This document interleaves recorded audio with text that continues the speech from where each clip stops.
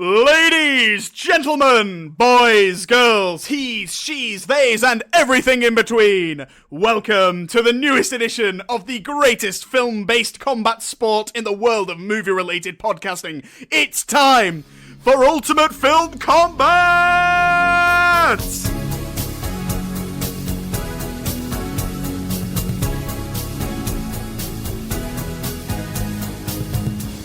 Taking you into this world of bloodshed, or maybe just slightly shouty conversation, is your host, Xander, the Mander, who slander the tandem bikes. Backing me up along the way, ensuring there are no mistakes with what anyone is shouting about, we have someone who has changed their hair colour more times than I've changed my underpants. The potentially future real-life Batman villain, it's Alex!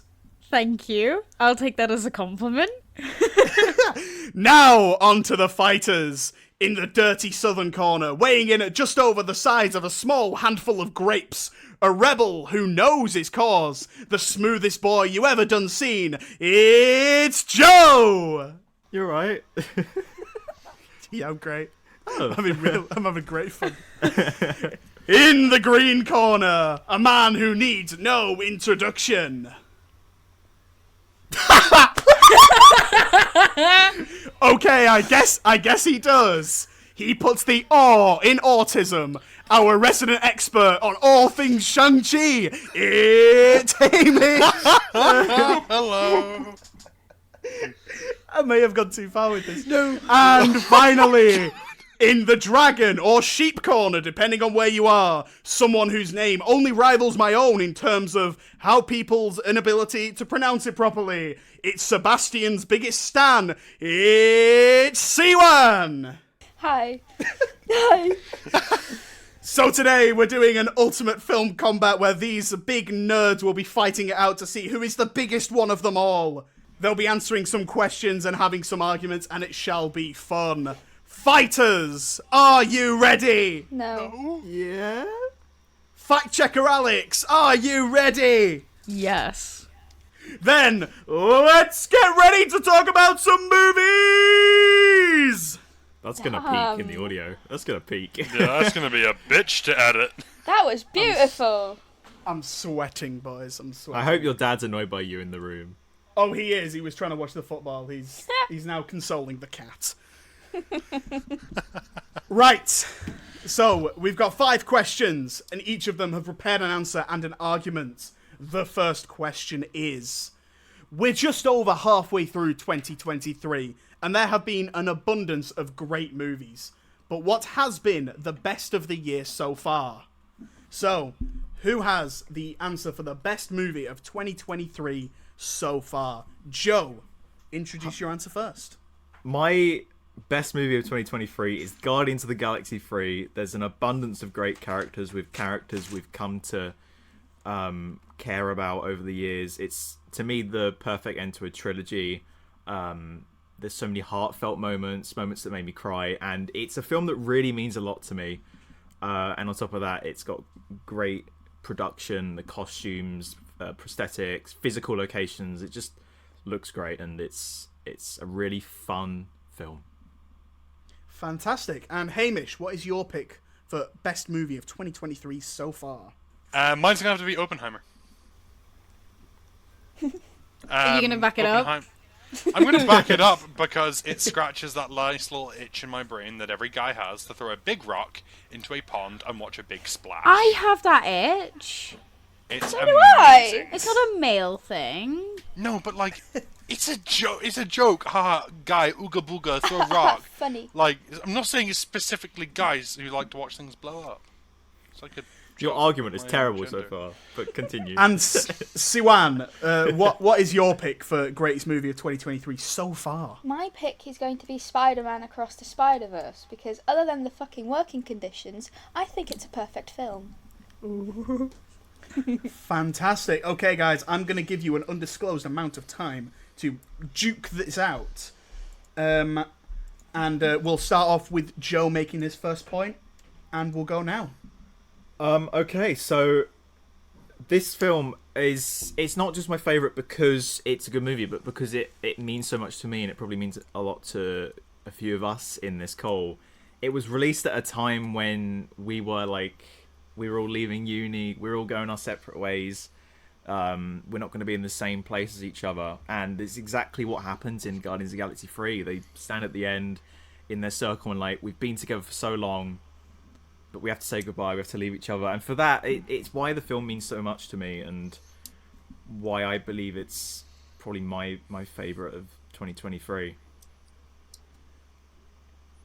The conversation is now open, so anyone have anything to say against Joe or more to back up your own points? How could you go against that? I was going to say, how do we go against... I think it's, how dare you, Joe? But because you want to win, Swan. I think that's a beautiful analogy for that movie. However, and I won't detract from it, but it's it's Marvel. We know what happens. We know. We know Your the film's story. about history, Hamish! Hold on. There's a difference between... How do I put this? I think Guardians is a beautiful movie, and it's touched everyone's hearts, my own included. However, it's unfortunately got the same stain on it as every other Marvel project currently does, no matter if it did phenomenally. It is still attached to the MCU, which we all know is currently banging with Secret Invasion. It's still part... It's a solid piece of gold, but it's a solid piece of gold in a mound of shit. Didn't we all say that it was a James Gunn movie though, and not a Marvel movie? Do you remember when we? We did all say that. No. Fact I checked, agree. we did. No. I agree with that. However, is it or still not still part of the MCU, and is it not a Marvel movie? Oh no, it We're is. not But talking that about doesn't- the so it Marvels. is. We're not talking I'm about the not talking MCU, about the whole we're thing. I'm talking talking about about Guardians. this film. Marvel is not the best film of 2023. No, but Guardians of the Galaxy 3 is. very unfortunately, it's got that reputation behind it. It's not got a clean reputation. It's still got a decent one, but it's not got a clean one. I think it is an excellent send-off. But when you compare it to the likes of Spider-Man, I think it does beat Spider-Man. I don't think it beats Oppenheimer. Why not? I think Oppenheimer tells a story that's never really been told in a certain light like that before. Yeah, go ahead and read a history book. But in my own opinion, there's very few movies that have touched on such dreadfully ethical subjects, such as the nuking of hundreds of thousands of people. And it delves straight from the mind of the man who built the bomb. Schindler's List. No, I said there's not many movies. I never said it's never been done before. Dunkirk. Dunkirk's not the dropping of the nuclear bomb. Neither is Schindler's List. The boy in the The street. Dark They're all Knight tragic Rises. events. No! Dark Knight Rises. The Dark Knight Rises is not! What a tragic event. I haven't heard much from Siwan about her movie, so Siwan, Spider-Man. why is Spider-Man your choice? I'm sorry, but does everybody not remember that time where everybody's just sat there looking at the to be continued thing and just thinking, what the fuck did I just watch? Because I remember everybody just being speechless about that film. Everybody is still speechless. It's been, almost half a year. Everybody's still talking about it. It's coming out on digital, I think, in 2 days. So then the hype's just going to come back up again. It had such a hype around it. I know these two films have hype around them, but I think Oppenheimer's kind of tied in with Barbie. And then, yes, Guardians has also hype, but the hype for, how the ending of Spider-Man it was, I don't know how to say it. You had to be there because everybody was hyping about it. My response to that is that although Spider-Verse is a good movie, it's half a movie, and Guardians of the Galaxy 3 is a complete movie.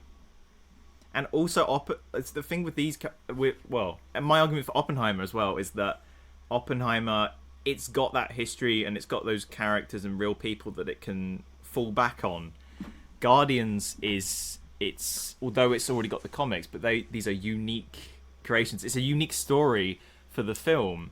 Oppenheimer's got story and it's history. It's just going off that. You want a script, read a history book, read Wikipedia page. If you want a Guardians movie, go watch go read the comics. I was Same. gonna say you could argue that because the story of Guardians is like heavily based off of a comic story. They literally they took it and just warped it a bit, and added like different characters into the mix. So it like they did put a spin on it. Don't get me wrong, but it does have a heavy base in the comics. Took the words right out of my mouth. Hamish, do you want to say anything more about Spider?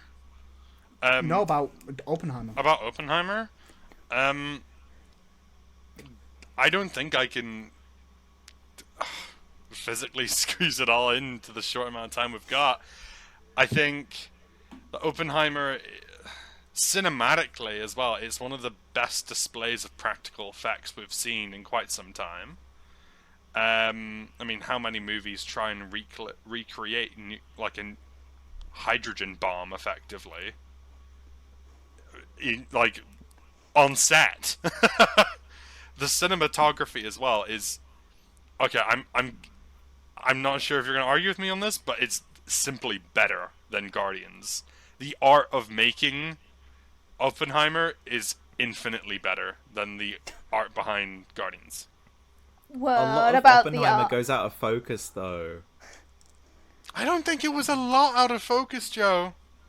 There I was think a bit. Guardians, it's these crisp camera movements. It looks. I can't describe it, but it's stylized in a way that it's like, whoa, everything feels grand in scale, and it's like, it's always crisp and in focus. The colors pop, and it really feels like a comic book. Spider-Verse. Okay. I'm sorry, it is literally hand drawn. Okay, It what looks I- amazing. Yeah. What I will give Spider-Verse is I have gone back and I have rewatched both Spider-Verse and Oppenheimer. I have not gone back and rewatched Guardians, despite the fact I can get it on my computer, I can get it on my iPad. I love the movie to death, but I don't want more of it. I don't. Right, I'm going to call that time. If I can just ask each of you to give one final point. Hamish just sort of had a final point there. Siwan and Joe, I want to hear from you one more time. Whether it's bigging up your movie or tearing down another one. Just a final comment. As good as Oppenheimer is, it's a film that's 3 hours long. It's one that you can't really enjoy over and over and over again, because it's quite long and it's quite a distressing subject as well. Guardians, although only half an hour shorter, is I was about to say. I think it flies by that time, and it's, although it does have dark moments, you're happy at the end. You're like, oh, I love these characters so much. It's a much better viewing experience. You're not depressed for it. You're not going, oh, millions died. You're going, oh, this is a really cool story with characters I've come to care about. Okay, excellent. And Siwan, wrap things up. I mean, Spider-Verse, you can literally see in every frame the amount of work people put into it, and it's like, it just, everything about it, the music, the visuals, the story, it is perfect. And you can, even though Joe says it's half a film, you can still sit there and enjoy that half of the film. But with Guardians, there's an entirety of like everything before it, and then Oppenheimer, like Joe said, I enjoyed it, but there is it is such a distressing film, and it is long. It's just, it doesn't take away from it, but I just think that Spider-Verse, everything about it, it was just perfect, and that's why I think it's the best. I would like to call that I didn't know I was making a final statement. I make a final statement. Okay, go for it, Hamish. I think both of your points on, yes, that different movies do different things, and if you are going in to watch Oppenheimer hoping to come out with a feel-good feeling, you need a bit of a shake. To compare both of the movies and be like, ooh, I felt so great after watching Spider-Verse, and then be like, wow, the topic of nuking like a country really put me down in the dumps. Like, I don't think that's a bit of a fair comparison. Okay, we'll call it then. Those are some really strong points. Thank you very much. Alex, was there anything you wanted to to call out in terms of facts? Yeah, Hamish lied when he said that he never had the urge to go back and see Guardians of the Galaxy 3 because he tried to pester me for 2 weeks straight to go and watch that film again. And I said no. And I said no. May I counter? No. No, it's over. I'm kidding. Go on. I'm not. Hang on. This is gonna get cut out. Whatever you say, it's gonna get cut out. So. It was during the hype wave of the movie. So yeah, at the end of it, yeah, of course I'm gonna turn around and ask you that. But since then, no, I haven't felt the urge. Yeah. But, So I'm but excited when about you the said that movie. you never wanted, after seeing it once, you never wanted to go back and see it, you said, that's a lie. That's a lie. I did also, however, skip out on going and watching it again with Joe and Sawan. Yeah, I think So that was because were there any other facts? I should have changed my wording. I do apologize. Were there any other facts that needed checking? No, to be honest, they're all correct. I mean, it's well, I mean, not correct. I have my own personal opinions, but it's interesting how all of these films have been released in the past 3 months. Yeah, we've been really blessed this summer with a lot of good movies. Yeah. What's been your favourite so far this year? Me? Yeah. Oh God. I liked Extraction too. Extraction 2 was good. For me, my choice would have it's between a couple. Oppenheimer would be one. Spider-Man would be another, and I think Talk to Me, that new horror film that just came out, was really good. But in terms of the arguments, I think Siwan came up late. Started off a little bit slow, but got into it towards the end, which was really good to see. But I think, who do you think deserves the point, Alex? Oh no, don't. It's not going to change my opinion, but who do you think deserves the point? Okay, just based on like arguments made, I'd go with Siwan. You'd go with Siwan. Just based on the arguments that she presented. Oh, thank you. Okay. Not that I agree, but she presented good arguments. I actually think there were some more interesting points and a little bit more passion from Joe with Guardians 3. So I'm going to give that point to Joe. Very good. Joe wins the first round. I really like the passion. So Joe wins the first round. We'll move on to the second round, which is, as we all know, the rules of film classification means that if your movie is rated 12 or PG-13 in America, then it can only contain one use of strong language. But what is the best use of strong language in a 12 or PG-13 movie? So this is a movie that was rated 12 or PG-13 in America, and it contains one use of the word fuck. So who said fuck the best? Hamish, what did you go with? The first Anchorman movie, The Legend of Ron Burgundy. Burgundy. I ask this to the floor real quickly. Who here has watched Anchorman? Sadly. Xander, Joseph, I think everyone. Alex. Excellent. So you'll know what kind of a crack-filled masterpiece it is. No. That movie isn't... No. Okay. Second one. It's evident that I agree. But it's evident the pair of you just hate fun. That movie's use of fuck comes in I want to say the catalyst for the downfall of Ron Burgundy as he looks to the teleprompter, and we are very clearly shown just how much of a dumb piece of shit newscasters really can be. Whenever he looks directly at it and goes, "Go fuck yourself, Santiago." And from then, all hell breaks loose. He is fired. There are mobs of people like screaming in the street for his head. And my favorite, someone who works the desk in the studio, walks in and starts crying to him and starts demanding why he let the poop come out of his mouth and calls him a poopy head and a poopy mouth.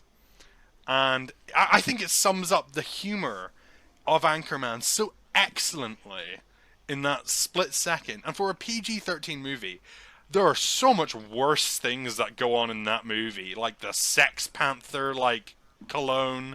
Like, genuine bits of Panther are used in this. Like, I think it sums up the sheer absurdity of it so nicely.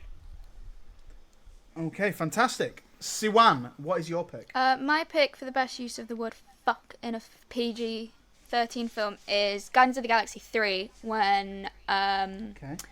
Peter tells Nebula to just open the fucking door. What? You really liked Outlove. Oh. Turned into Megatron for a second. We'll Sorry hear it. for We'll hear it laughing, in the sorry thing. for laughing. We'll hear it in the thing. Are there any reasons behind it? Well, that you wanna go because through? not only is it like that's the first use of fuck in the MCU, so that's 15 years worth of films, and they haven't done it, which is fine. But it's the fact that it's just the most mundane way of doing it, but it's the most natural. Like, she's trying to open a door and she can't, and he goes through it with her, and she's there like, okay, what do I do next? And he's like, you just open the fucking door. It's the most natural use of it, and it works. It doesn't take away from the story.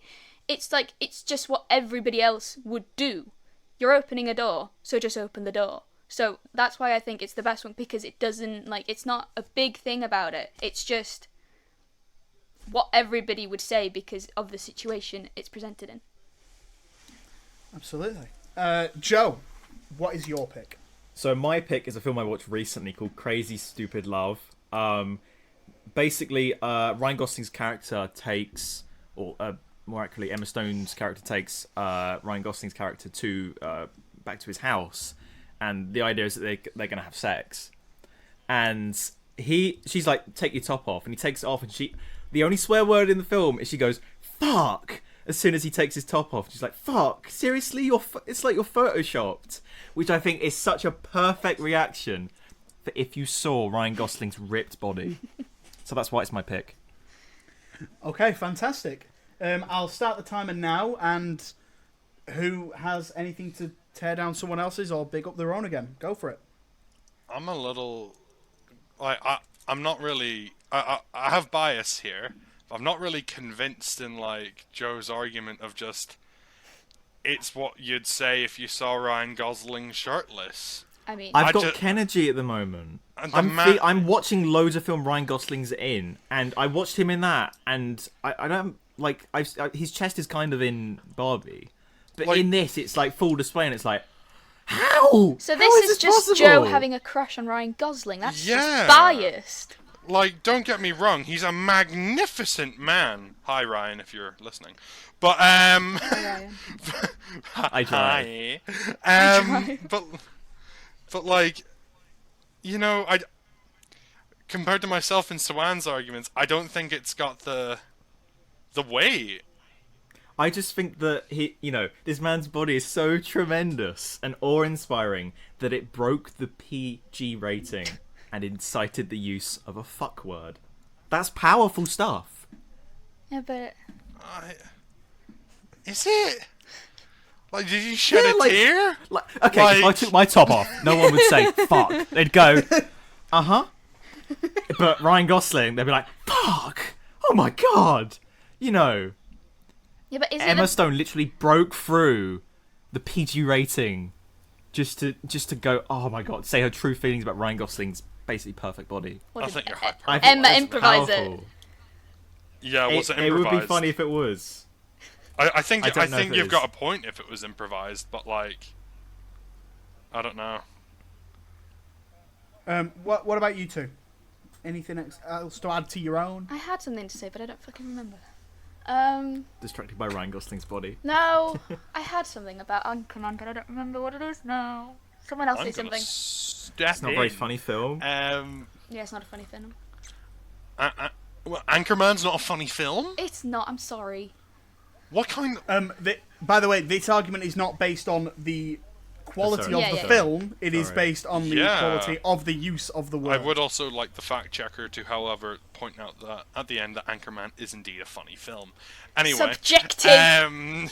Bias. You're wrong. Anyway, the entire scene just sums up the sheer it sums up the character of Ron Burgundy, the sheer absurdity of America, the absurdity of the satire which it is running on, which is cable news of the 90s and 80s. It's this this drug-fueled, like, immortality rampage.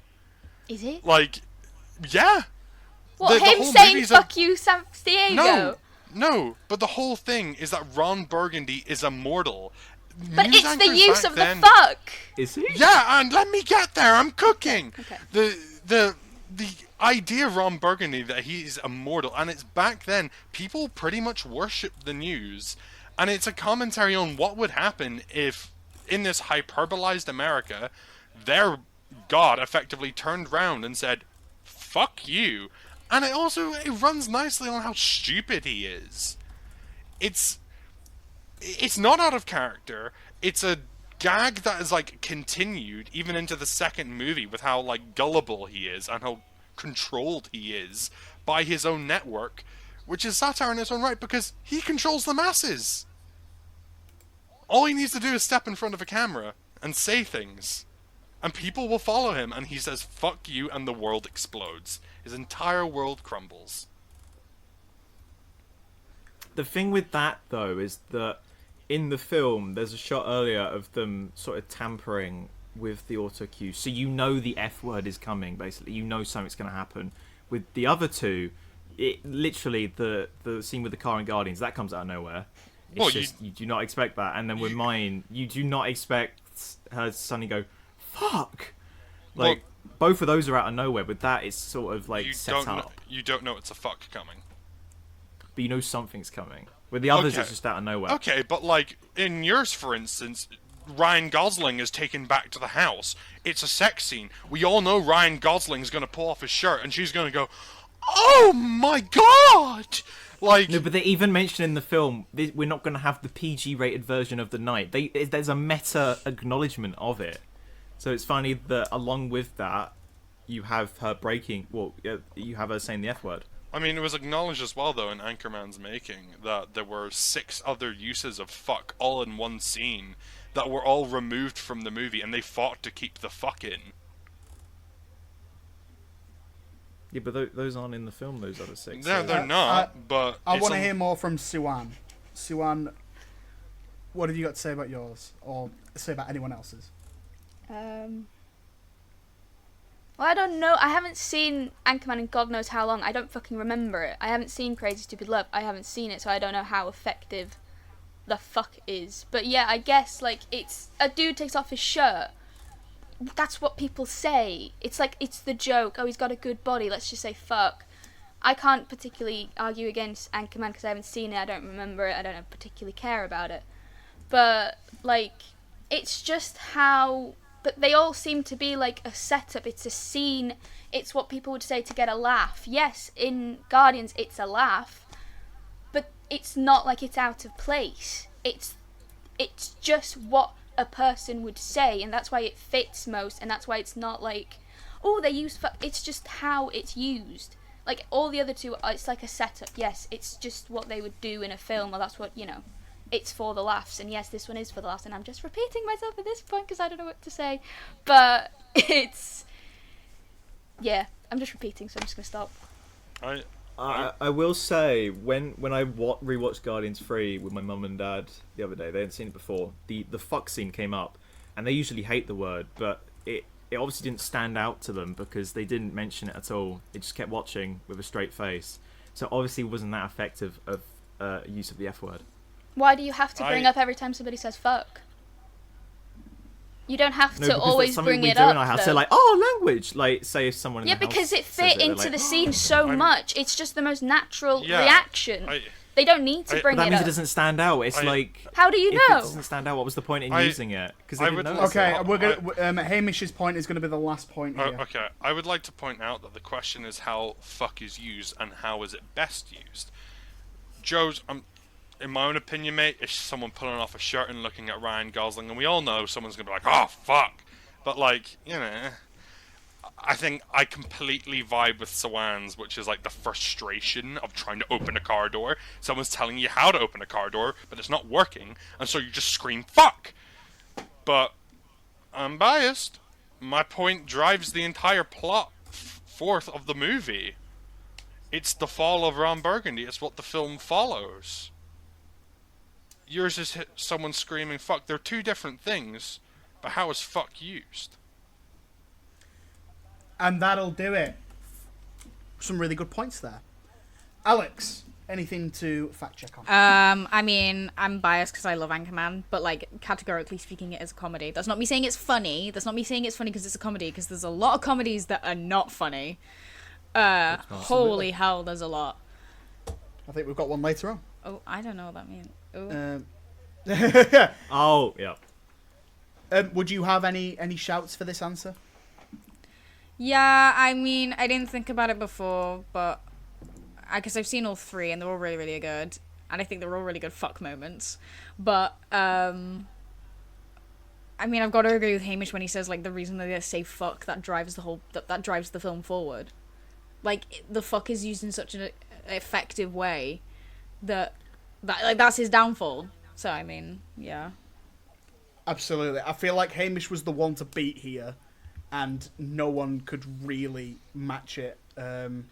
Hamish is going to get the point, and simply for the fact that he said it. His drives the plot along. I was waiting for him to say that exact sentence the whole time, and he finally said it in his final point, that it drives the plot forward. And that's probably why it's the best use.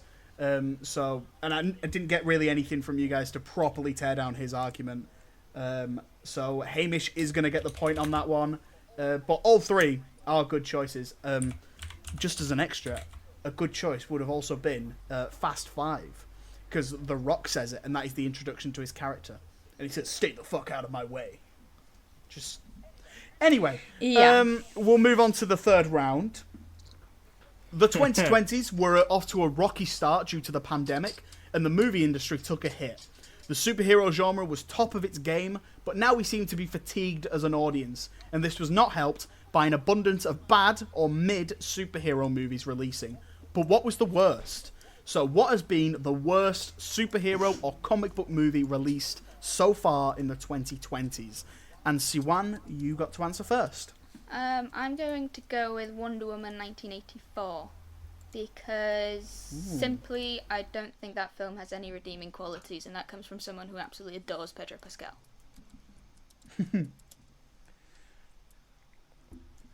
Okie dokie. Joe, what would be your pick?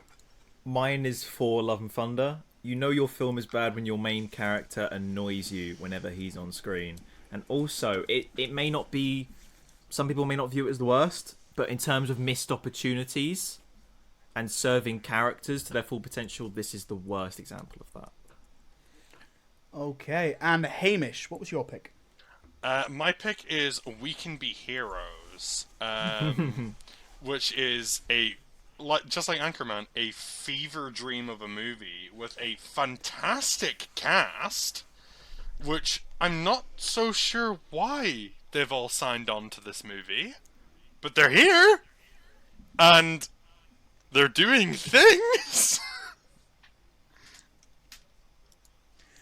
Okay, well, we've got Wonder Woman 1984, Thor, Love and Thunder, and We Can Be Heroes, all battling out for the worst of the 2020s.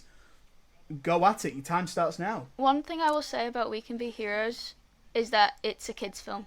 The other two are, you know, what comic books are, but We Can Be Heroes is exclusively a kids' film, and it's a sequel to Shark Boy and Lava Girl. Now, the only reason I wanted to see it was because Pedro, and because it's a sequel to that film, which I loved in my childhood. Now I've looked back at it, it's absolute trash.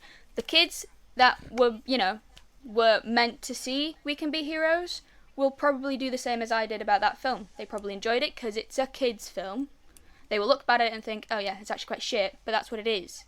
The actors, don't know why they signed up for it, but it's, you know, it's a fun kids' film. You can't say, oh yeah, it's the worst one. It's a fucking kids' film. The other two, however, Thor, it's Marvel. You know what they're trying to set up. And though I absolutely detest the film, it has redeeming qualities in Christian Bale's portrayal of Gore and the black and white bits. That entire sequence is actually beautiful, very well done, and it kind of redeems the film a tiny bit. I have nothing to redeem about Wonder Woman. Everything is shit. They fucking, I don't know, they ruined Diana. She's not even, you know, her little naivety's, nice to see in this one. It's just annoying. She's hijacked a dude. They've brought back Chris Pine for absolutely no fucking reason. Genuinely, give me a reason why he's back. It takes away from him dying in the first one, and he's actually in a dude's body, and she's, it's actually a bit dodge how they use that dude. Because, the actual person whose body's in it, he's not in charge. He can't do anything about himself. So, dodge. Christian Wig, bless her, she's trying. Pedro's trying, but there's nothing to it. And the ending is just absolute trash. The other two have reasons to be trash. Well, no, they did. Thor doesn't, but it has redeeming qualities. This one, fucking shit. In defense of Hamish's movie, I think the argument to play it down because it's a kids movie isn't a good one, because there are some good kids movies. I think with also with Hamish's, I don't know why I'm bigging up Hamish's. I had a lot of fun. It may be a bad movie, but it's like one of those so bad it's fun. Did you have fun with Wonder it's Woman? Not a bad movie. Exactly. I did. There's fun with Where? Pedro's. Wait, so that's a bad point for Hamish. Okay, that's a bad point for Hamish. Sorry. It's a kids' film, but it has the I had charm. fun with that movie. Oh, okay. So, first of all, I'll address your argument, Suan. It's a kids' movie. However, it is a sequel to a movie that Shark Boy and Lava Girl. Alex, as fact checker, can I ask you to check when Shark Boy and Lava Girl came out? Early 2000s. Yep. We can come back to this at the end. Okay, so the children that grew up with Shark Boy and Lava Girl are inherently going to watch the sequel to Shark Boy and Lava Girl. Whilst its age demographics target primary audience is definitely children, so is Gravity Falls. Gravity Falls' primary target audience was children. And that series is a heartbreaking ride. Just because it's a kids' movie, it doesn't mean it should be relegated to, but it's allowed to be bad. I'm not saying That's it's what allowed everyone to said. be bad. I'm just saying. I think, as a side note as well, just like, yes, it's so bad it's good, but people treat movies like The Room with the same reverence. Not that it's good, but we hold, like, Bristol Bad Film Club Society or Film Club run entire events around going and watching The Room. There's still enjoyment to be had from bad movies. Now, inherently, what is the worst of these three movies? I'll direct you to the audience scores on Rotten Tomatoes for all three of them, where We Can Be Heroes has the worst rating from the audiences, aside from critics. Check critics. Who has the worst critics score? Because I have done that homework. Critics score. Okay, Alex, if you can be fact checking those during the argument. Critics scores is Wonder Woman. That's fair. However, critics have also been paid, and as someone who has gone to critic screenings, you usually give it a decent review so you can get brought back. That is a bias factor, and to compare solely based off critics, I think is a cherry picking results rather than just the wider audience scores. We Can Be Heroes has a phenomenal cast that somehow do nothing. Like, I don't know what else to say. We've mentioned the movie on the podcast before, along with Secret Headquarters, and I'm convinced that, like, some phone calls from agents were made, and, like, some favors were called in, and very unfortunately, this, like, massive cast were dragged in by the scalps and thrown onto the set of this movie. I don't like the black and white sequences. That's fair. I don't think they're great. My biggest issues with Thor is that, we've come to care about these characters, and then they just let down so much in that there are so many missed opportunities. Like, you have Jane's cancer storyline, which I don't think is sort of treated properly. No. And like there's a missed opportunity with that. She, like, after she died, Thor could have gone back to go see Star-Lord, whose mother died of cancer. That's such a good story point. You've got all these connected things. They don't do it. It's the worst because we've come to care about these characters and we're so let down. We've come to care about the director who directed Ragnarok, which is also such a great movie, and we've gone into this thinking it's going to be great. We've got all these great characters. It's going to be so funny like Ragnarok. and it's not. It's just silly and cringy. 4 is just annoying every time he's on screen. He's this whiny little guy who's trying to get over Jane, but he's doing it in a really weird way. And Korg is annoying, one of our fan favourites from Ragnarok. He doesn't need to be there. So, although I get some of the points you've made, in terms of missed opportunities, this is such a bad film, and it's such a bad representation of characters we've come to care about. I think the 3 things these movies have in common are missed opportunities. Yes. Joe, completely correct. As someone who loves Thor's comics, like, yes, definitely. I think it's a painfully bad missed opportunity. I think Maxwell Lord... I think that the thing that limits Sawan's on the missed opportunity on my geek side is that the setting of Wonder Woman 1984, as a given, limits the likes of Maxwell Lord, limits the likes of Cheetah. Like, these are all modern day villains that don't really do well in that setting, but it's not like they're... Well, Cheetah's underused on screen, but Maxwell Lord does some shit. That man, like, completely breaks the world. I think he's a pretty decent villain, and by the end of the movie, he has a redemption, because he does everything for his child. I think his character is a pretty decent arc, all things considered. I think to say Pedro's wasted in that is an understatement. I'd say also with Fall Out Can and we Fun- have some... Sorry, Joe. Can we make these final points, please? Thank you. just quickly, with Wonder Woman 1984, the soundtrack's really good. Yes. And for Love and Thunder, why have they given 4 another theme? This is like its 4th one, and I literally cannot remember any tracks from it. It's unforgettable. Like, Michael Giacchino did the score, and it's not good. It's just sort of there.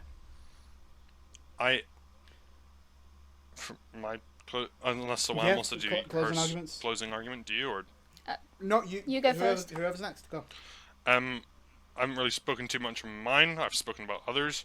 I think We Can Be Heroes is an excellent example of, just because it's a kids' movie, it doesn't have to be bad, but this most certainly is. It is a flaming dumpster fire that it has the fun factor, but it's a superhero movie. They can be good, and they should be good, because people deserve good movies. Its secondary target audience is adults who grew up with that movie.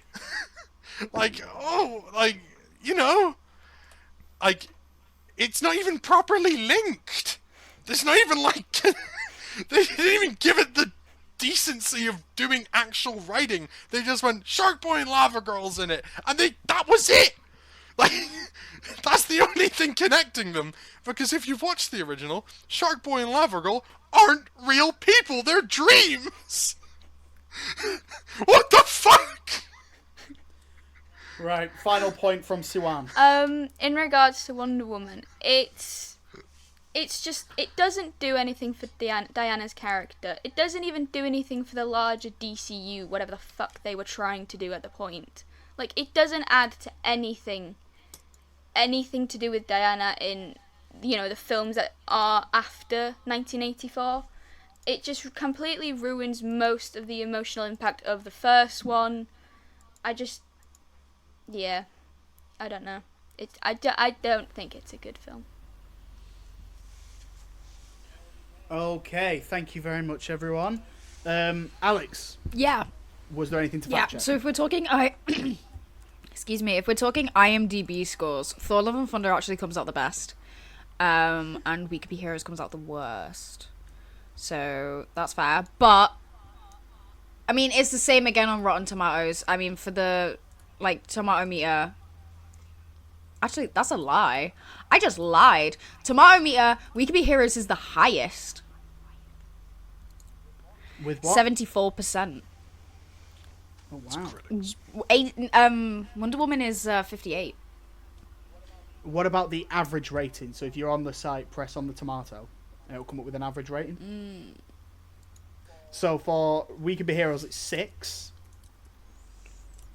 I don't know how this website works, bro. I never use this. Joe, you have a question? I know. I was just gonna say. I just watched an episode of Inside Number 9 with Reece Shearsmith where they say that they don't make their stuff to be scored on Rotten Tomatoes.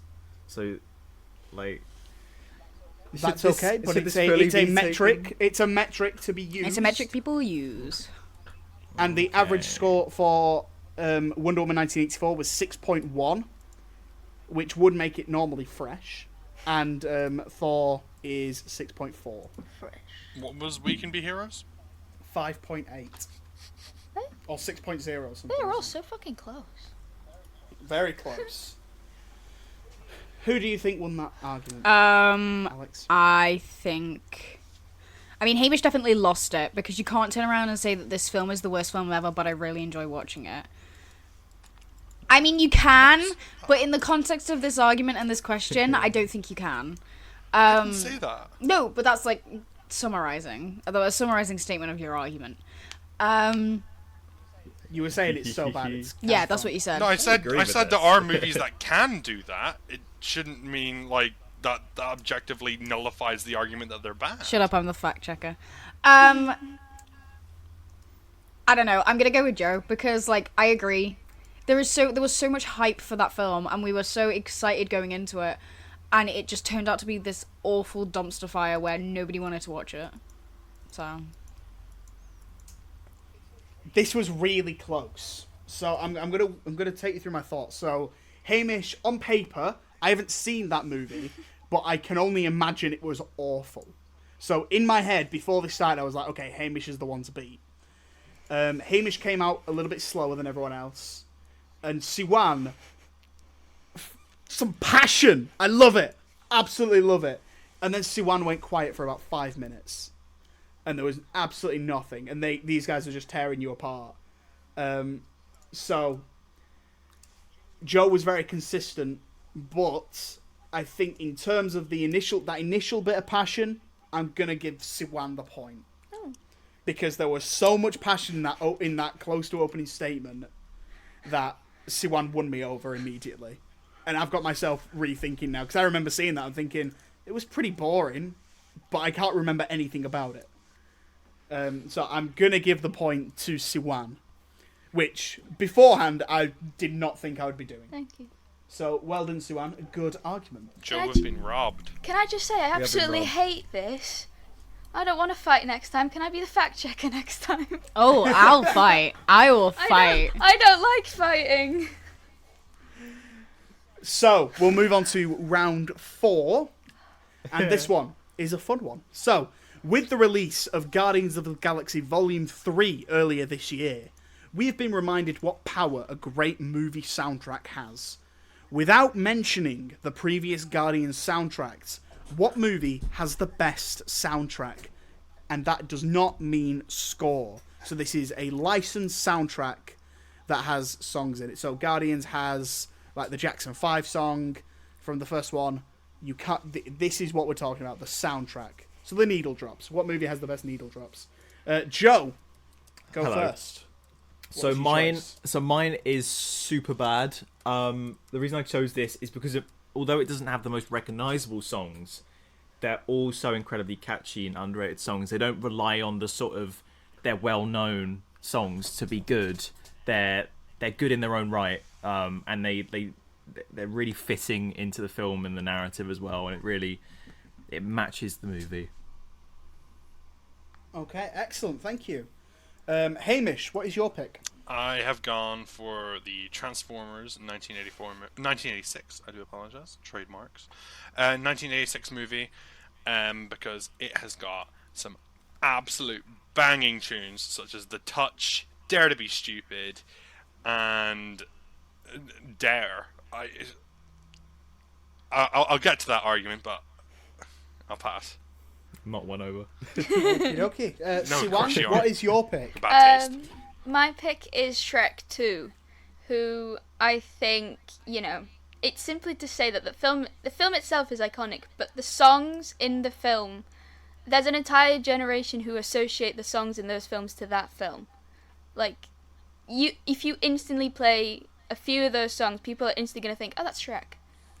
It's such a well-known soundtrack that goes perfectly with the film and the vibe of the film that I just think it's the best one. Fantastic. Okay, so we've got Superbad, Transformers the movie and Shrek 2. Who wants to kick off the argument? Your time starts now. I don't remember a single song in either of the other two films. I will say that now. Sorry. I will also turn around and say my movie that I've picked can be applied exactly to your argument of the people from that generation will associate those songs with that movie. Because some of them were even made for that movie. So I can say the exact same thing, and I'm sure I can get Xander's dad singing along in the background. Because he's the type of generation, he grew up in that movie. All I gotta start saying is, "You got the touch," and he will scream, "You've got the power." Like, I mean, Shrek 2 it's one to beat. I wouldn't be surprised if Xander's marked that as the one to beat, because I've never watched Superbad, and I've never really been interested in watching Superbad. I've never heard about Superbad's soundtrack. No, neither have I. I don't ever hear people go, "Oh, it's the Superbad song." To be honest, though, I say the same with the Transformers movie. Like, I didn't know what songs would be in it. I literally thought it would just be like a stereotypical soundtrack. I didn't know there were like a score. I didn't realize there'd be actual songs in it. The thing with mine is that when I watched it, it's one of the few films where like I love scores, but it's one of the few films where I've gone, I love that soundtrack. I'm going to add a load of them to my Spotify. And like as I mentioned before, these were songs I hadn't heard before. So Shrek 2, you've got I Need a Hero and songs like that, which have also been featured in lots of other films before, which means that it's not as unique to that film. But with Superbad, a lot of the films, as you say, maybe you haven't heard of them before, but they're good in their own right. They're unique and they're really great songs. Like, there's a range of music from the 60s to the 80s, and they're really great tracks and ones that I listen to frequently on Spotify. I will say, I've seen Superbad a month ago. I don't remember a single song in it, and we saw Transformers a few months before, and I still don't remember a single song in that. Like, I know the film, the film, obviously, the generation in the 80s, but, like, the songs, I didn't, there was nothing about the songs in that film that I just went, oh yeah, that's an iconic one to this film. And similar with Superbad, I've tried to think, but I do not remember a single song that was in it. The thing with Transformers is I was like, oh, it's another song, okay, we get it. That was my sort of feeling watching it. I liked the film, but it was like, oh, we've got another 80s song, or 80s, 90s, whatever. I mean, it's from the 80s and 90s, though, so I think that's a bit unfair. I know, but, like, I watch films from the 80s, I'm like, yeah, these are some great tracks, like Flash Gordon, you got some great tracks in that. But with this, it was like, oh, here comes another track, we got another... It always felt like a montage, if that makes sense, with the music that was used. But by that argument, it's kind of looking at, like, a car from the 80s and 90s and being like, why can't it go from 2 to 500, like 2 to 200 in this amount of time? It's not going to. It wasn't around to have that blend of music back then. I will to, like, say have all these, like, other, like, contemporary and 80s tracks blended in, like Shrek. From what I remember, all the songs in the Transformers film seem to be the same. Like, they seemed very samey, yeah. I don't know if it's that they were, but they just seem to be the same sort of song. There's so many different songs from the 80s and 90s that, they sound different, but they didn't use it. They just went for ones that sounded the same. And I'll agree with Joe, it felt like a montage.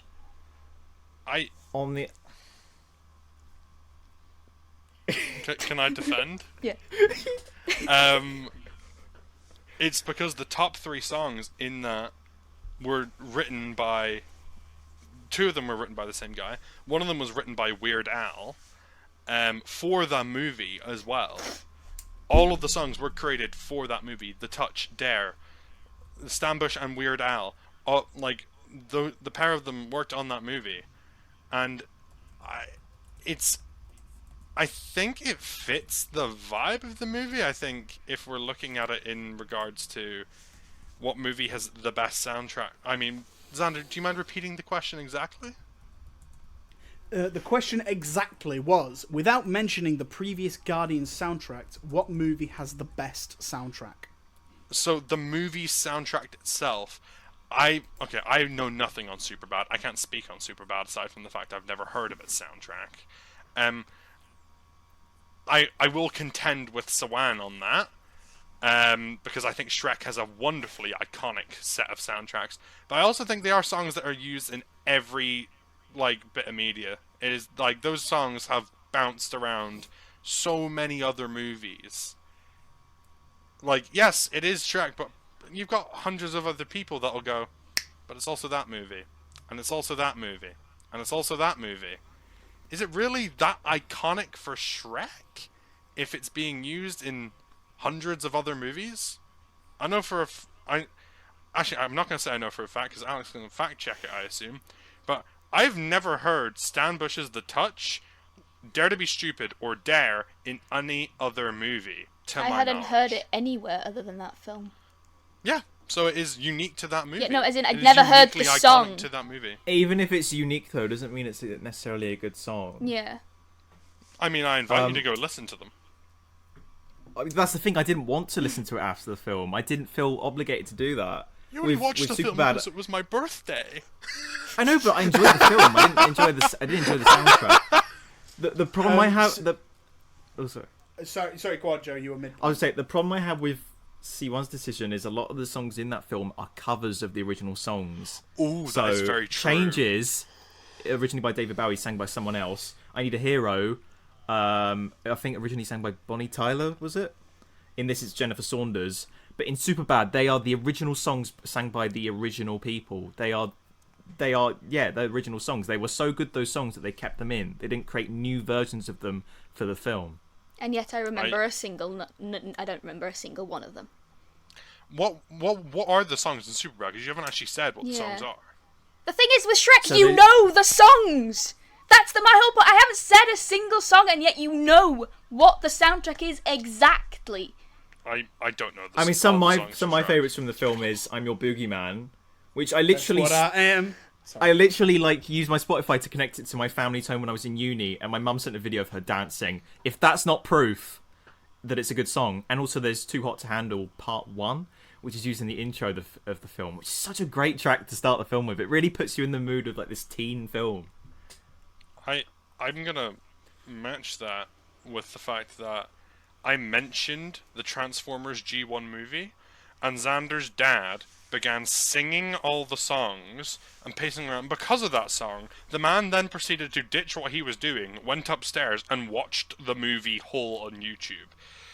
I think, from my movie standpoint, it's in a niche, and I recognize that it's in a niche, but that shouldn't make it any less iconic or good to those who enjoy the movie. Can we have some closing arguments? And I'd like to hear from Siwan first. Why? Because I haven't heard from you in a while.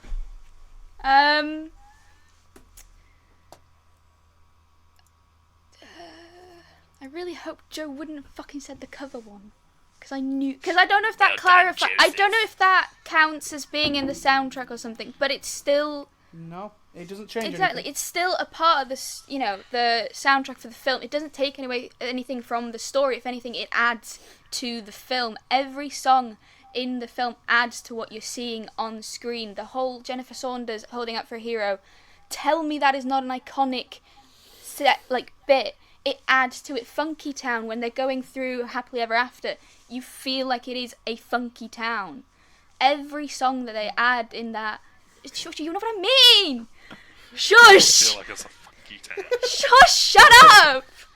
It just. It's called Funky It's Town not. and they walk through a funky It's town. not just added for the sake of having a song in the background. It adds to what is happening on screen. Yeah. Okay. Final points from Joe and Hamish, if you have one. Well, I think I just want to reiterate that the main thing for me is it doesn't play it safe by relying on tracks that are in lots of other movies. Maybe that's why you haven't heard them before. But if you watch the film, for me, they've got some really great, unique tracks that are rarely used, but they're so good that, I've added so many to Spotify. They're not covers, they're the original tracks. And they really add to the film. They really match the vibe of the film, this student film, which of going to parties. And at the parties, you have these great songs that play. People are boogieing, and you've got "I'm Your Boogeyman" playing, and That's what I am. yeah, that's what I am, and that's what McLovin's doing. He's boogieing. This is his moment. So yeah. Hamish, any final points? If we're talking about songs that add and match what's going on in the scene, Dare is all about daring to break free of the norm, daring to challenge what's given to you. If you listen to the lyrics, no, it is because it plays with the young rebel Hot Rod at the start. He smashes through a stop sign. He goes up a closed road and actively defies his elders who are telling him to stop, which are the construction crew. To which he then proceeds to fire on a shuttle that no one else would. Furthermore, then you got the touch, which is about rising to become what you can be, because you've got the touch, you've got the power. It's about never stopping to fight either, which in both times that is played, because it's played twice, and that song is fucking phenomenal. It is about overcoming the evil. And then you've got Dare to Be Stupid by Weird Al, which is a chaotic song, and it matches the chaos on screen so perfectly with the Junkercons. Fantastic stuff. Thank you very much, guys. Good arguments, good points. Alex, was there anything to fact check? There was. So it turns out the touch has been used in one other film. Okay. And it's not what I thought it would be. It's Boogie Nights featuring Mark Wahlberg. Which was a film which was released in 1997 about a young teenager who becomes a porn star. So that's the film. Yep. Mark Wahlberg stars in it, and John Favreau's yeah, in it he as is, and it features the touch as well. But bar that, yeah, you're correct. So he's only been in those two films. Awesome. Yeah. Wow, there you go. I'm really struggling here, Alex. Nah, easy. What do you think? If I was gonna, because I've looked at the track list, if I was gonna sit down, put on a song and listen to it and have fun, it'd be the Transformers one. Just based off of songs that I love, it's the Transformers one. The songs in the other two are iconic as well. Don't get me wrong, but yeah. But if we're talking on memorability. There we go. Memorability. If we're talking on memorability, is either between Shrek or Transformers. Sorry, Joe. Okay. So the one to Hamish was absolutely right. I wrote the one to beat was Siwan's with Shrek 2, and they did have a really good argument. I would say I've been color coding my tallies so far, and every time someone has made a point against someone else, it's a little red tally, and this one has had the most red tallies. You guys were just ripping into each other the whole time, which is great. Content. I think exactly. I think most of these red tallies were towards Hamish. Tore a lot of arguments down for him.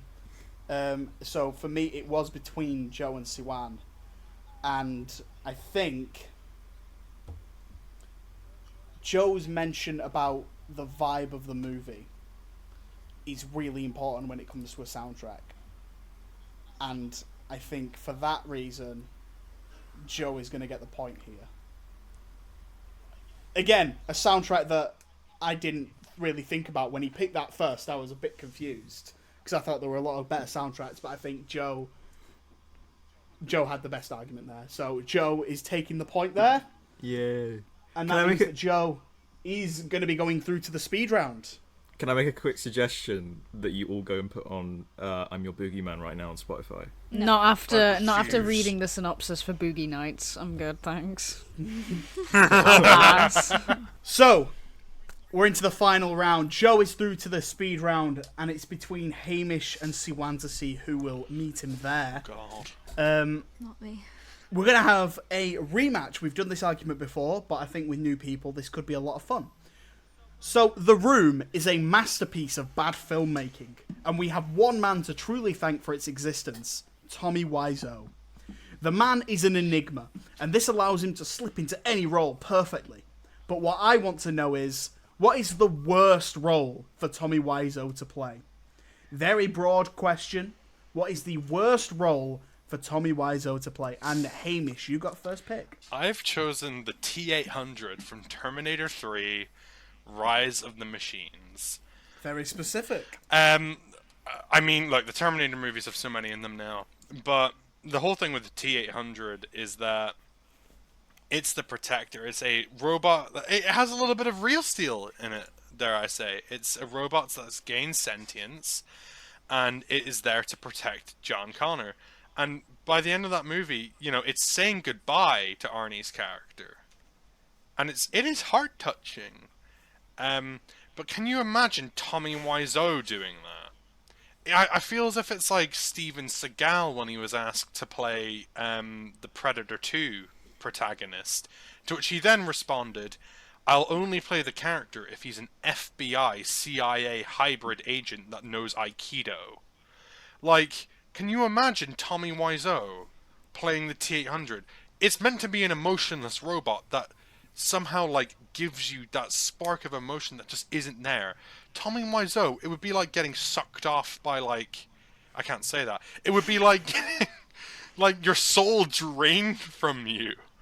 It would be the most depressing experience. Because to convey that lack of emotion, you've got to be, like... So, you've got to have talent. Tommy Wiseau, it's... John Connor, no. Get away, John Connor. Like, come on. I'm not going to be able to do an impression with my Oh no, you definitely can. Siwan, what would your pick be? I've gone with Edna Mode from the Incredibles films. Don't even get me started on the fact that he's too tall. But, you know, she is just a little ball of icon, right? Every scene she's in, she steals. She just, you know, she riffs off all the characters, but, you know, she adds actually a bit of heartfelt to when she's with, you know, with them. She's trying to big Helen up, and yet she's still, you know, no capes. I cannot see Tommy Wiseau yelling no capes. I cannot see him pulling off. No cares. No cares. No cares. Well, like, yeah, like, imagine applying him to it. Siwan. Oh yeah, sorry. Is that the end of your point? But yeah, I don't see him being able to play that little ball of sunshine. And Oh, sorry, I thought this was like a back and forth. no, it is not. Joe has not been introduced But he's yet. only Oh. one. He's already through. Hi, I'm Joe. No, he's still in this argument, Oh. and he can win this. Yeah. He'll just have a head start in the Oh, speed round, and then we'll have to do a tiebreaker. Joe, what was your choice? So my choice for the worst role Tommy Wiseau could play is Stephen Hawking, this well-respected, genius, theoretical physicist, cosmologist, and author who had a slow-progressing form of motor neurone disease and would inevitably be paralyzed. And you want him to be played by Tommy Wiseau. Do you know how disrespectful and offensive that is going to be? Is this in the theory of everything? Yes. Not in real life. In the film, yes. Just making sure. Okay, fantastic. We've got some interesting choices. Now I will open it up to a wider discussion. Go for it. Your time starts now. I think with someone your argument, Edna Mode, like, I think she works whenever she's like, I'd still get a kick out of Tommy Wiseau being like, no camps! Like, I'd get I a think kick everyone out of kinda- Tommy Wiseau yeah. playing anyone, except No, Stephen no, Hawking. I wouldn't get a kick out of Tommy Wiseau in the room. No, but true. I no, but think like, I'd like to get kicked. No, but you said that the what is it? The T-1000? The T-800. That one. You said that it's it's a robot, but it adds a bit of heart. I will say, Tommy Wiseau does seem like a robot. However, when he yelled, "You're tearing me apart, Lisa," I felt something. I didn't, but you can see. So you didn't, the did you or emotion. didn't you? You can see that he's trying. You can see that he's trying to add some, emotions. And you said it yourself. It's a robot that doesn't have emotion. He could play that. That's just Tommy Wiseau. Exactly. He could play I'm a not so robot. sure. I think what you're mistaking Tommy Wiseau being emotionless for is Tommy Wiseau not being able to act. Still works. No, I don't think it does. I think it works because it's got an The T-800 character works because it's got an incredible actor behind it. It is the worst role at the end of the day. And Who played it? Arnold Schwarzenegger. Oh, we're still talking about Anya. And I think in Joe's case, I will contest with him on that, because I think the idea of Tommy Wiseau playing Stephen Hawking is like, ugh! You know? But yeah, I don't know you've how also we got to beat weigh up. Joe. No, but I think also with yours, Siwan, yours is animation, so you don't actually see Tommy Wiseau, That's you just true. hear him. So the argument of he's too tall doesn't come into it. I don't think Brad Bird is the size of Edna Mode. On Joe's argument, I think that we're looking at this as in like, oh, you know, because like Stephen Hawking has suffered with what Stephen Hawking has suffered. I think we're looking at it. I think we're giving a lot of weight to what Stephen Hawking has been through, but not like approaching it anywhere else towards the role. Subtlety is not Tommy Wiseau's thing. So if he was playing Stephen Hawkins, he'd go over the top with the mannerisms of like the symptoms of motor neurone disease. And also, I can guarantee you, he'd ensure that there would be nude scenes in that film. Like 10% of the movie, like 10% of the room is nude scenes. But you're suggesting I that he's I mean, directing the film. He didn't direct. No, but when you bring Tommy Wiseau on a project, the project He does would have change. some influence because apparently he's quite hard to work with. So I can assure you, he would try and change things on set as well. I will apply that exact point to my own movie. There is a very unfortunately already a rather, I believe it's the T-1000 in T3, which is a female Terminator who is always clad in red leather. Can you imagine Tommy Wiseau being left on a set with a obviously like hypersexualized woman in a lot of scenes where his clothes burn off and he's left practically naked and he has to wrestle with them? Is your argument that Tommy Wiseau is going to sexually assault an actor? No, I'm saying that he was probably going to push for some weird fucking scenes. I'm saying he's going to push for some weird shit, just like the way you just pushed for that argument. I think on the subject of that, during the room, Tommy Wiseau was like, he said, I want my car to fly off the roof and into the sky. It's just possible side plot. Maybe Johnny is vampire. He would add stuff in during production. He would ensure that Stephen Hawking is a vampire in the film. You know, big plot twist. I don't know. I just feel that, you know, Stephen Hawking is such a pivotal and established figure in history. This genius, and to get Tommy Wiseau to play him would just be so incredibly disrespectful to him. He'd ham it up. He wouldn't be subtle about it. He'd like screw up all the mannerisms. It wouldn't be respectful, and that's my main point of.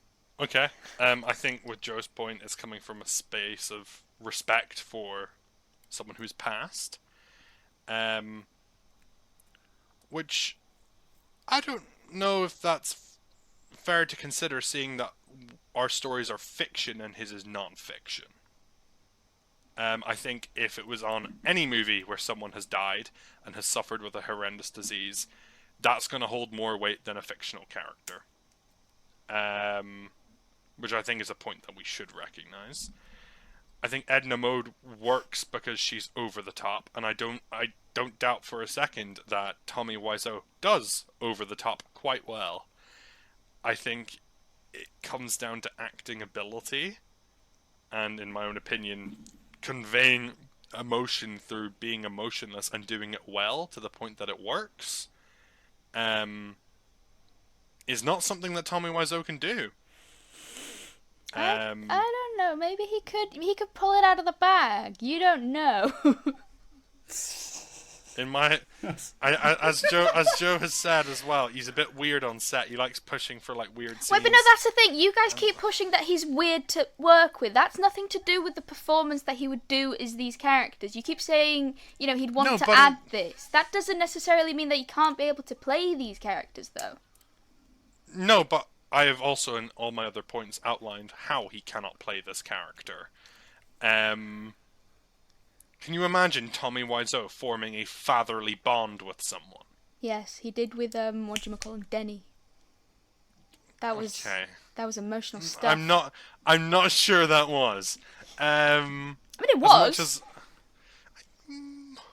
It actually was. I sadly watched it the other day for this. I did not sure. homework. I regret it fully, but he did Yeah. have a If we could fatherly have- bond. If we can have some final arguments from each of you, closing statements. I just don't think he'd be able to capture like the eccentric charisma that is Edna Mode. Like it just wouldn't work. And I don't know. Maybe he could play a blinking robot. Not gonna lie, he seems robotic. So I wouldn't put it past him. I think that whilst you say about the robotic point, it's the idea about the robot achieving some sort of human feeling and human emotion. And I think that's what makes it work. And I don't think Tommy Wiseau can get that step over from, achieving that human emotion. As a side note, I'll reiterate what Joe said, is one's live action, one's animated. I think Tommy Wiseau does charismatic, but he doesn't do charisma. No, sorry, not charismatic. No, he does eccentric, but not charisma.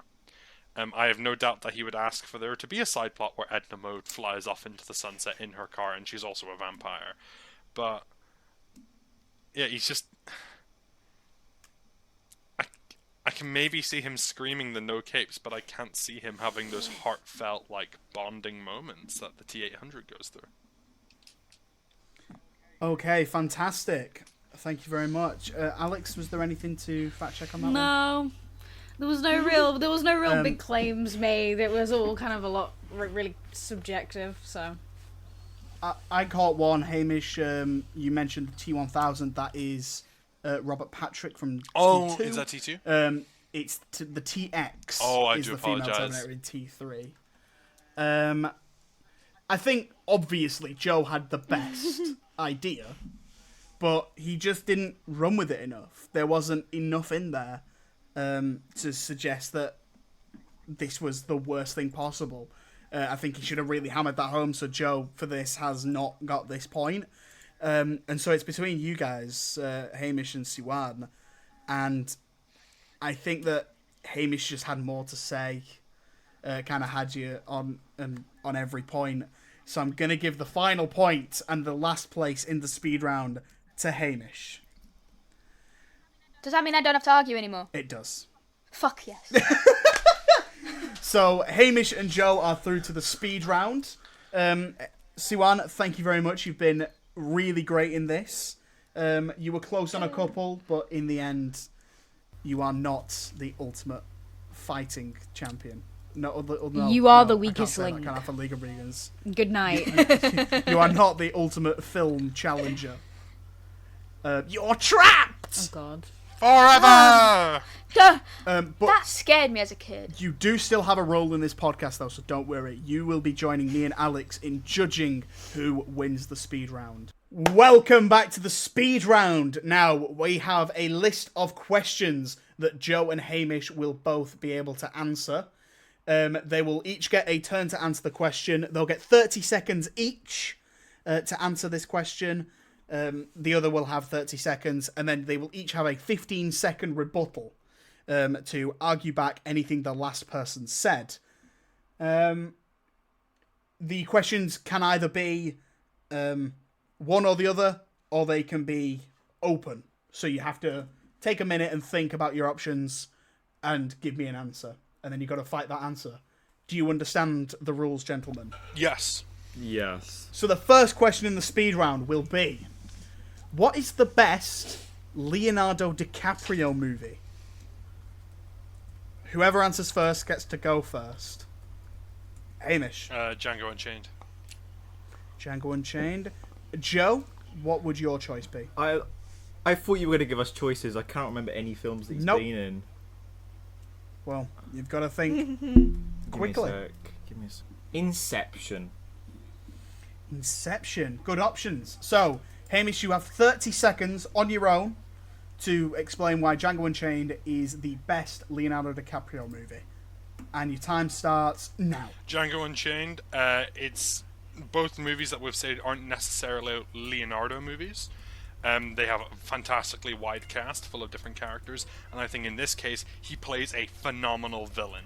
It's not just like he performs so well under the director who the name is slipping my mind right now. Tarantino. Thank you. He's just a fantastic villain. You hate him. You don't like sympathize with the Time. villain. Oh. Joe, you have 30 seconds to explain why Inception is the best. Time starts now. So not only is Inception a really good movie, but it has a really great cast, which is led by Leonardo DiCaprio. Not only did it create one of the most well-known memes of that shot of him talking to Cillian Murphy, but he's a captivating lead to watch throughout. There's a wide range of emotions that he performs, especially with his struggle with the loss of his wife. Christopher Nolan had a great idea of choosing him as the lead because he's just so captivating throughout, and yeah, I think he really leads it well. That's time. And Hamish, you have 15 seconds to respond, starting now. Plenty of memes have come from both movies. Inception's inherently a movie where people rub their forehead and complain that it's too complicated and it hurts their brains. Django doesn't. I think inherently it's a better movie. And that's time. Joe, you have 15 seconds. The thing is, though, Leonardo DiCaprio isn't really a main character in Django Unchained. He hasn't got the most screen time. But in Inception, he really leads it. And although you may see it as confusing, he helps to ease that confusion with his captivation and his great acting. And that's time. Ooh, okay. I don't like this. Siwan, what do you think? I like how bringing up memes was a part of that argument. Yeah, I wasn't expecting that one.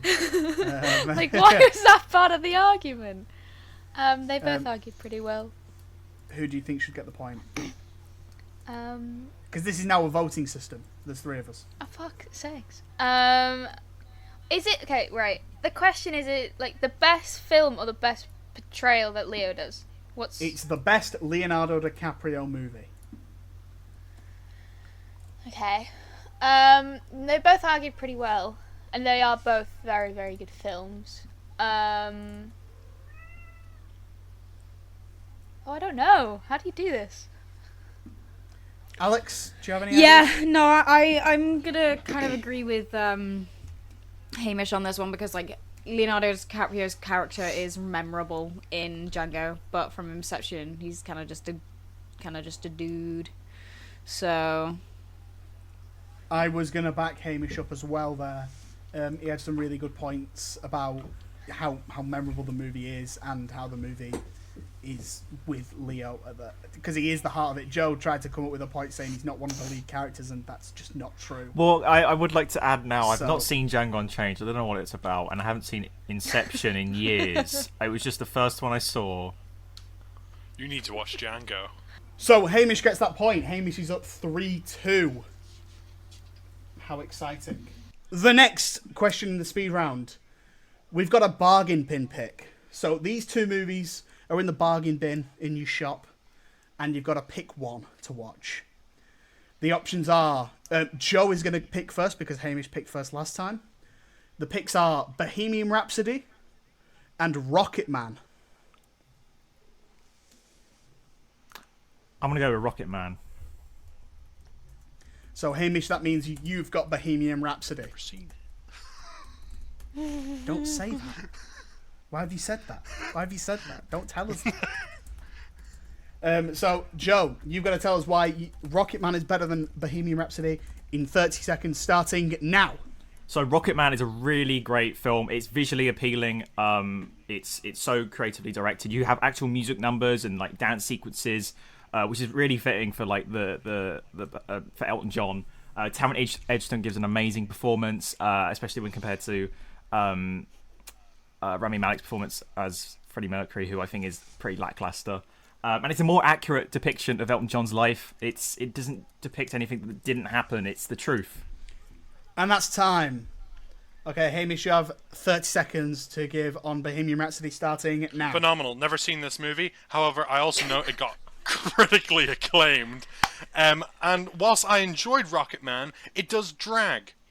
It does drag, and I can't say anything for Bohemian on that front. but I feel as if Rocketman goes on a little bit long. It does. And yeah, for anyone who likes Queen, it's a brilliant Queen movie from what I hear. As is Elton John's a good movie for Elton John. It really comes down to your personal preference. And that's time. So, Joe, you have 15 seconds to respond, starting now.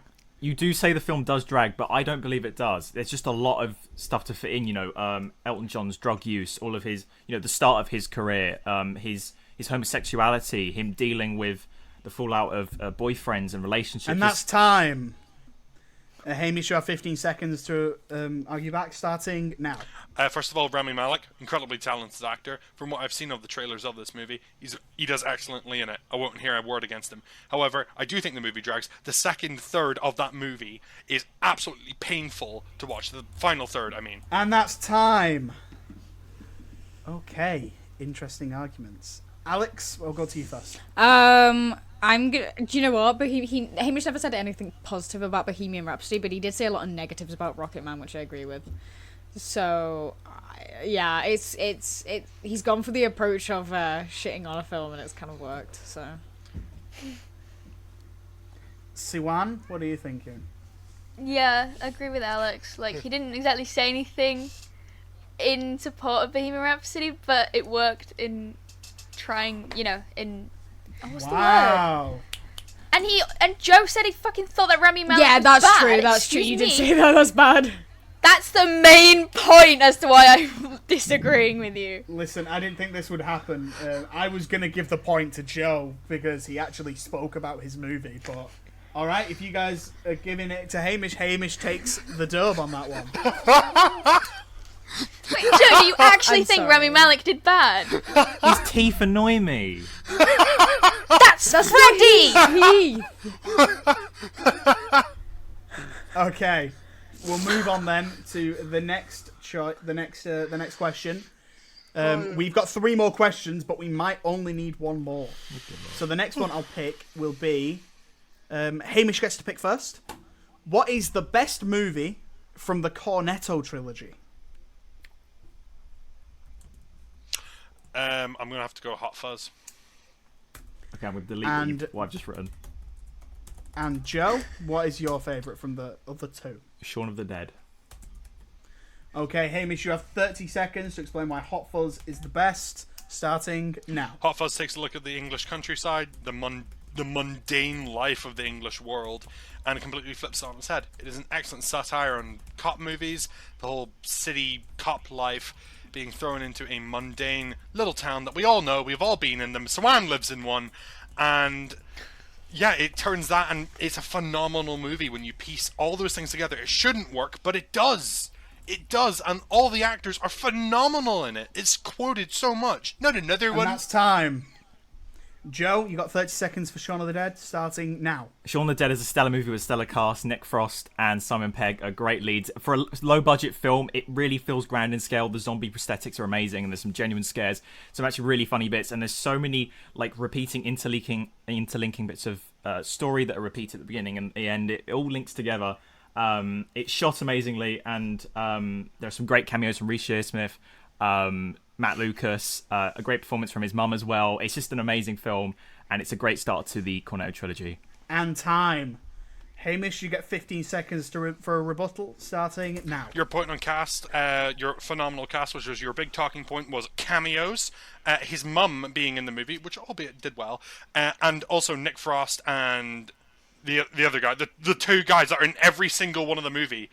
It's not like it's not That's a big time. thing. They're in all That's of them. time. And Joe, you get 15 seconds, starting now. I think the fact that you forgot the name of one of the lead actors is not a good point. But Shaun of the Dead is so much better because you didn't actually mention any of the cast in yours, so do you not remember them? But in our one, you've got so many great. Time. That's a tough question. It's a tough question, and you both did really well. I'll be honest, guys. I'm leaning towards Joe. Yeah. What do you guys think? Can I also fact check that I don't live in a small town like that is in I Hartford? do. Hamish just forgot Simon Pegg's name. That's You should have. outrageous. No, Yeah, I and did. that. You should have said I'm Alex. I instead. do. I'm hungry You know the to have people around me. 6. Right, we'll move on then. We've got 2 more questions left, and it's still game point to Hamish. He is up 4-3. And the second to last question we have is, Joe gets to pick first. If everyone here, so there's 5 of us, there's me, Xander, Alex, Joe, Hamish, and Siwan. If everyone here was in a slasher movie, who would die first? And Joe, you get to pick. Who I think would die first? Who you think out of the 5 of us would die first, and you got to argue that. It's the speed round. Okay, but there's no pressure on choosing quickly, is there? Well, ideally, yes. We all want to go home. I would go with C1. Siwan, okay. And Hamish, who would die first in your slasher movie? Alex. Alex. Oh, I see a Okay, theme. Joe, for Siwan to die first in the slasher movie, you have 30 seconds to explain your reasoning, starting now. I feel like C1 would go up to them and apologise to them. They'd be like, "Oh, I'm so sorry," and then they'd be slashed to death. Although she is a fast runner, I think she'd like just run into a corner. She wouldn't be good with geography. The slasher would just get her. Oh no, I fucked it. Oh no. She's in a small. No, I don't know what to say. And that's time. Hamish, you have 30 seconds to explain on Alex, and your time starts now. I ask a lot of people hypothetical questions all the time, and every time I give one to Alex, it is, I'd kill myself. This is a hypothetical question. Alex, what would happen if you were in a zombie apocalypse? I don't know, Hamish, I'd kill myself. I think they're going to off themselves. It's true. They're going to off themselves before the slasher gets to them. They're going to find out, oh, I'm in a Michael Myers movie. Like, they're just going to blow their brains out. Like, it's a given. It's true. I do. It's true. And that's time. Joe, you have 15 seconds for a rebuttal, starting now. The problem with that is, in the question, did you say they have to be killed by the slasher? Because Alex would not be killed by the slasher; they'd kill themselves. C1 would actually be killed by the slasher themselves because of their stupidity. And that's time. Hamish, you have 15 seconds, starting now. Rebuttal. Alex might not have a way to commit suicide, they might just run to the killer. Furthermore, Sawan has actually watched quite a few horror movies, and I think she's got some survival instincts in her, despite being polite. And that's time. Joe, what happened? See, going off of what Alex said, I do actually want to kill myself now. So, I'm sorry, C1. I'm giving the point there to Hamish. Yeah. What do you I guys didn't think? actually. Joe, you literally could have chosen yourself and do the exact same point. I didn't actually believe in any of what I said. I was just like, Oh, Hamish does. I don't know. Well, there we have it then. As a score, 5-3. Hamish walks away as the ultimate film combattee. Only because I would kill myself in every scenario. Hamish won because you would kill Yeah, yourself, Alex. yeah. Can I ask what the final anything, question Alex should get a was point. if it went to game point? Well, it wouldn't have because The- there's the- 5 the questions. There's The one other after. the final question was it's another bargain bin pick, and it was Alien 3 or Predator 2. Alien Predator 3, 2. Predator 2! I'm not seen Predator 2! so. Paul McGann's in Alien 3. There we go. Well, it doesn't matter. It's all over. Hamish has won, and do you know what that means? He gets to be the top of the description this week. Hamish, that has wrapped up the entire show. Hamish has won. Do you think you could do better? If you do, send us some questions, and we'll do another one, and maybe switch up the organisation a little bit. Can I be the researcher? We hope you all enjoyed it. Did Hamish win rightfully, or should Siwan have been in the speed round with Joe? or should Joe have just not been here at all? Let us know your thoughts. Send us them on Instagram or Twitter, or leave them as the comments on Spotify that you can now do. Hamish, thank you so much for being our winner today.